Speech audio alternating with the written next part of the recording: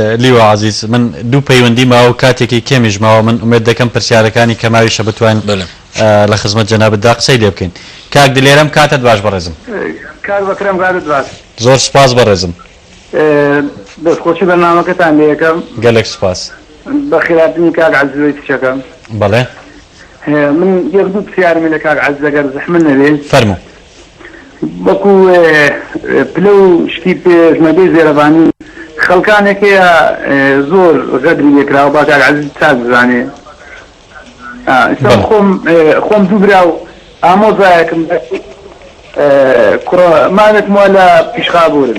بەڵێ. یەکیان لە 95 پێشمەرگەی تا ئێستا عەریفە نایم عەریفە عەریفیش نییە. خەڵکیشەیە لە ماڵەوە پێکسە کرا بە نەقیب و بە ملازمەوە لە بەوانە. دوو براش شەیدە خۆم خاوەن چوار شەید دوو براشم شەیدە. بەڵێ.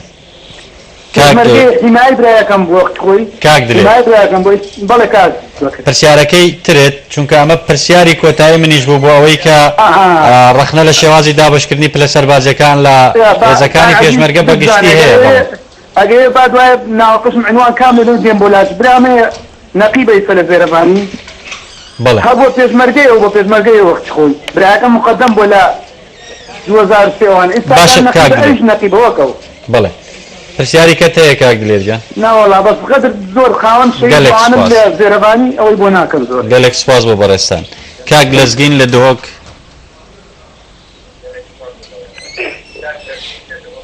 ئالۆ فەرموو. شەو باش مزگین خان کەرەم کە.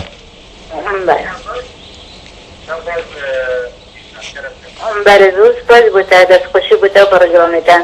گەلێک سپاس. بله از خیراتنا مزگین خان دنگی تلویزیون خو کس که برزم بله بله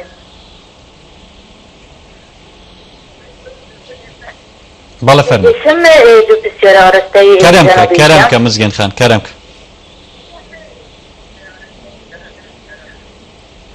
بله بسیار من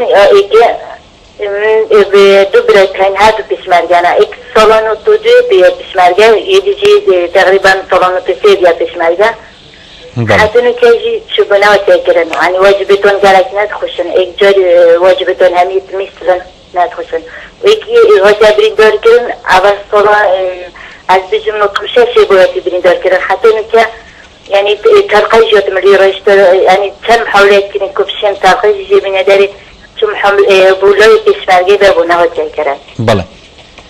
گلک سپاس مزگین خان شب باش. برز لیو عزیز ویسی لسر پیوندی کان فرمو بوی. بله. کاتکا بتوانیم ببخشین با ولا مکان. اول لسر مسئله بله. جوازی دانا پلادا. بله. لسال 2005 از هاتی بوی من فرمانده زیربانیه. وقتی از هاتیم اعادت تنظیم هات بود کردم.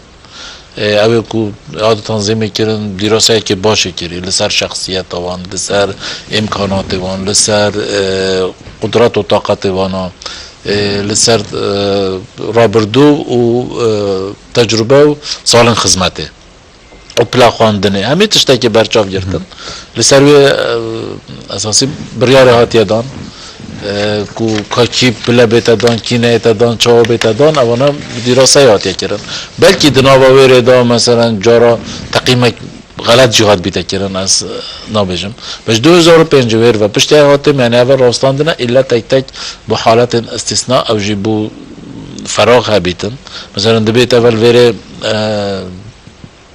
للقسمه که شول کری کاروی والاتیا که چه بوی او شایسته دیتی کدشه توی کاری پرو باتن پلاویشی دستیر دای پلاوی هاتی برس کردن بو کو چه بیتن اما در ویوی از توی باور ادامه کتشته که وصا نبیتن الا بریاره که هاد بیتن جور دا بو ما یعنی اوجی حسابات هبون یعنی سرویت کابوچی هاتی کردن اوجی گله که كيما استثناء زور برس ليو عزيز ويسي هل سر دابشکردنی پلو لشوازی دابشکردنی پلا سربازەکان لە ئێزی پێشمەرگەدا بە گشتی وەکو ئەوەی کە هەیە و بە تایبەت فەرماندەی گشتی پێشمەرگەی زێرەڤانی بمبووری کات زۆر کێمە بەو شێوەیە کە پێیان وایە حاڵی دابشکردنی پلا دارەکان نێو پێشمەرگەدا بە جۆرێکە کە حەسوودی پێ نابدرێت جەنابتان لەسەر ئەم جۆرە دابشکردنی پلە پێشمەرگە ڕوتبە بەرامبەر بە مەنسەب و خزمەت هەیە لەو شێوازەدا تشتێکی وسا بوی شێوازی نینە مەسەن تێ وەختێ پلای تێتا دان دیراسەتە کرد مەسەن وکەم ئامادە کاریەکێتکەن کو ئەوێن کو پێویستە مەسەن چەند ساڵە ئێدی پلەوە بێتە بەرزکردن دیف ساڵن خزمەتێ دیف کارێوان دیف ئەودی مەسەن فصيلة دەست پێت تێ نەکرد ئەو دەبێتن حتا تێتە سوپایوی هەممی لجانن زانێ تێتە چێکردن پشتی هەنگی لژنەیەکی گشتی مەلفەرمانده و زێرەڤانیها چێکردی و پاشینە سێ کەس بەشدار دەبن إلا أبانا ده همي ده شنو كم ده دينا جل قيادة خو وباشينه أو ده بريار السردان زانه شنو كم كينا بيشني أراكه جل فيرا ده مهمي توصية ما جي أبا كل قدر كاسة كناية تكرن بس بلكي جي مثلا تناشي همي تشتكي صد كنترول بكي بس أسباب بورد ما أفجارات تشتكي كوب بيتن ده يعني عدالتك جلك باشته دا بيتن شكم همي جلن دينا كو حق هاري كاسة كي وكي بيتن بس إيكي بونمونه مثلا نو كي صالح خدمته يتين بس نشي منصبك ورجريتن يعني او امكاننا يعني لا ثقافته ويدياته لا تجربه وي لا قدراته برس ليوا عزيز ويسي كاتما خلكك مايا تولوي خلكدات بيجي بو گشت فرمانده گشتي پێشمەرگەی جێرەڤانی کوردستان چت بيجي با اما گوێ بەڕێز دەگرین ئەس پێشیە مدوێتن ئەس بێژمە پێشمەرگەی زێرەڤانیە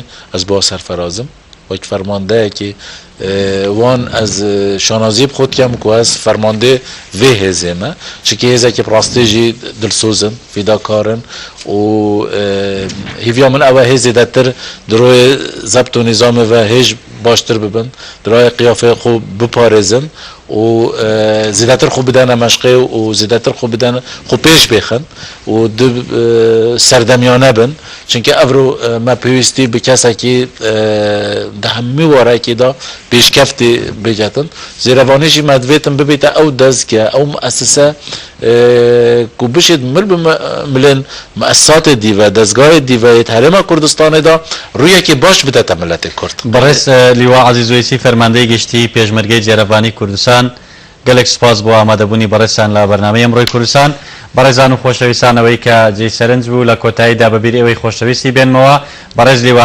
عزیز ویسی کۆمەڵی هەواڵی دڵخۆشکەری پێبوو بۆ گۆڕان بۆ بەرەو پێشچوون لە فەرماندەی گشتی پێشمەرگەی جێرەڤانی کوردستان بەڵام سیستەمی سەربازی دیارە ڕێگا نادات تا بڕیاری پێدەرنەچێ ئێمە ئەم هەواڵە دڵخۆشکەرانە لە خزمەت ئێوەی خۆشەویستدا قسە لێ بکەین بە دڵنیاییەوە لە ڕۆژێک لە ڕۆژان لە پەیوەندیدا دەبین لەگەڵ بەڕێزیاندا بۆی ئەم هەواڵانە ڕاستەوخۆ لە بەرنامەی ئەمڕۆی کوردستاندا ئێوە بیبیستن وە دڵخۆشکەرتر بێت